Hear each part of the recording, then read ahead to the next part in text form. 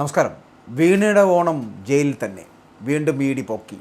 വീണ കോടികളുടെ ഹവാല ഇടപാട് വരെ നടത്തി.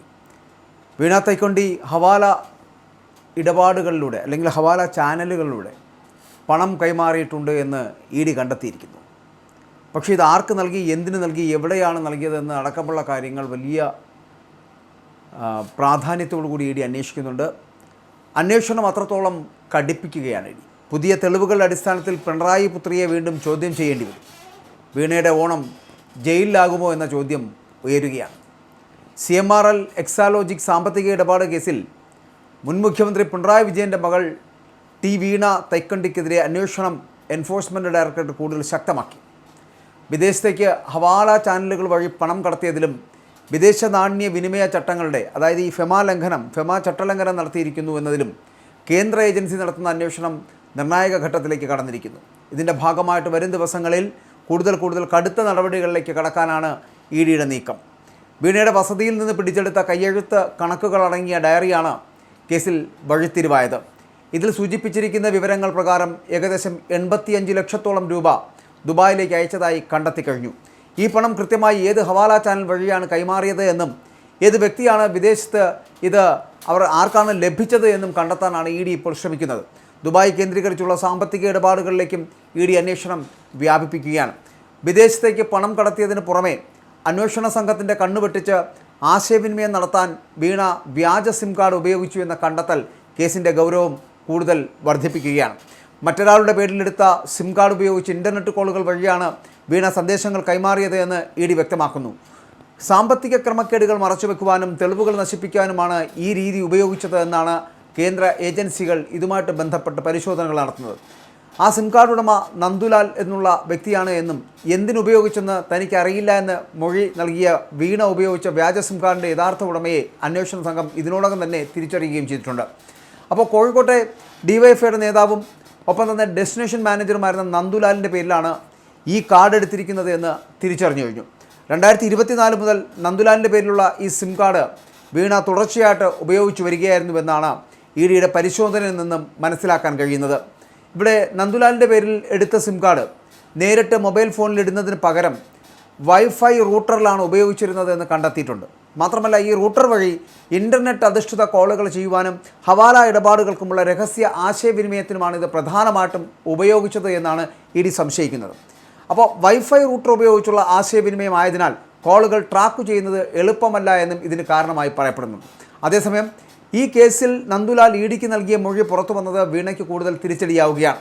മന്ത്രി മുഹമ്മദ് റിയാസും ഭാര്യ വീണയും ആവശ്യപ്പെട്ടത് പ്രകാരമാണ് താൻ സ്വന്തം പേരിൽ സിം കാർഡ് എടുത്ത് നൽകിയതെന്ന് നന്ദുലാൽ വെളിപ്പെടുത്തുകയും ചെയ്തു. മുഹമ്മദ് റിയാസ് തൻ്റെ അടുത്ത സുഹൃത്താണ് എന്നും വീണയെ പരിചയമുണ്ട് എന്നും നന്ദുലാൽ ഇഡിയോട് സമ്മതിക്കുകയും ചെയ്തു.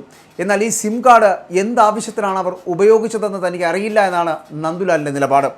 റിയാസ് ടൂറിസം മന്ത്രിയായിരിക്കെയാണ് ഡിവൈഎഫ്ഐ നേതാവായ നന്ദുലാലിനെ കോഴിക്കോട് DTPC ഡെസ്റ്റിനേഷൻ മാനേജറായി നിയമിക്കുന്നത്. നന്ദുലാലിൻ്റെ വീട്ടിൽ ഇഡി നടത്തിയ മിന്നൽ പരിശോധനയിൽ സിം കാർഡ് എടുക്കാൻ നൽകിയ രേഖകളുടെ പകർപ്പടക്കമുള്ള നിർണായക വിവരങ്ങൾ അന്വേഷണ സംഘം കസ്റ്റഡിയിലെടുക്കുകയും ചെയ്തു. കഴിഞ്ഞ മെയ് മാസം 27-ന് വീണയുടെ വസതിയിൽ നടത്തിയ പരിശോധനയിലാണ് ഡയറി ഉൾപ്പെടെയുള്ള നിർണായക രേഖകൾ ഇഡി പിടിച്ചെടുത്തത്. വീണ സ്വന്തം കൈപ്പടയിൽ എഴുതിയ കണക്കുകളിൽ 20 കോടി രൂപയിലധികം വരുന്ന ഇടപാടുകളെക്കുറിച്ചുള്ള വിശദാംശങ്ങളുണ്ട്. വിവിധ വ്യക്തികളുടെ പേരുകൾ, അവർക്ക് കൈമാറിയ തുക, വിദേശത്തേക്ക് അയച്ച തുക എന്നിവയെല്ലാം ഈ ഡയറിയിൽ വളരെ വ്യക്തമായി രേഖപ്പെടുത്തിയിരിക്കുന്നു. UAE ദിർഹത്തിലും ഇന്ത്യൻ രൂപയിലുമാണ് ഡയറിയിലെ കണക്കുകൾ എഴുതി വച്ചിരിക്കുന്നത്.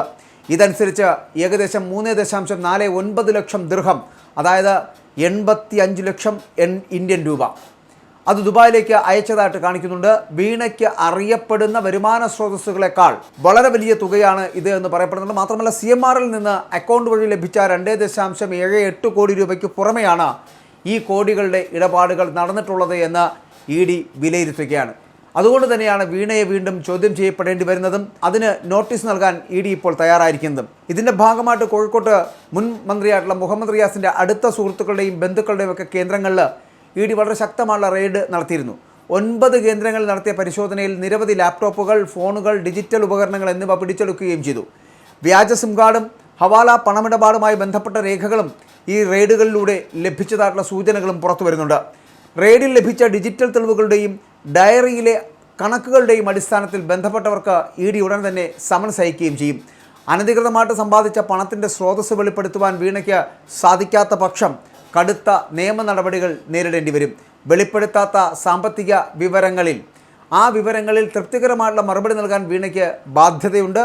ലഭിച്ച പുതിയ തെളിവുകളുടെയും നന്ദുലാൽ ഉൾപ്പെടെയുള്ളവരുടെ മൊഴികളുടെയും അടിസ്ഥാനത്തിൽ വീണ വിജയനെ വീണ്ടും ചോദ്യം ചെയ്യപ്പെടേണ്ടി വരും ഇ ഡിക്ക്. അതുകൊണ്ട് തന്നെ വരുന്ന ആഴ്ച വീണയ്ക്ക് നോട്ടീസ് നൽകും. സാമ്പത്തിക തട്ടിപ്പുകളും ഹവാല ഇടപാടുകളും കൂടുതൽ വ്യക്തമാകുന്നതോടെ കേസ് മുൻ മുഖ്യമന്ത്രിയുടെ കുടുംബത്തിന് വലിയ നിയമപരവും ഒപ്പം തന്നെ രാഷ്ട്രീയമായിട്ടുള്ള തിരിച്ചടിയാകുവാനുള്ള സാധ്യത വളരെ കൂടുതലാണ്. ഈ ഓണക്കാലം വീണയ്ക്ക് ജയിലിലാകുമോ എന്നുള്ള ഭയത്തിലാണ് അവരും. മാത്രമല്ല ഇ ഡി വീണ്ടും വീണയെ പൊക്കുന്ന ഒരു സാഹചര്യത്തിലേക്ക് എത്തിയപ്പോൾ വീണയുടെ ഇത്രയും നാളത്തെ ഏതു തരത്തിലുള്ള പ്രതിരോധങ്ങളും പൊളിഞ്ഞു പോവുകയാണ്. മാത്രമല്ല വീണ ഈ കോടികളുടെ ഹവാല ഇടപാടുകൾ നടത്തിയെന്നതടക്കമുള്ള പുതിയ തെളിവുകൾ, പുതിയ വാർത്തകൾ എന്ന് പറയപ്പെടുന്നത് അത് രാഷ്ട്രീയ കേരളം ഞെട്ടുന്നതുമാണ്.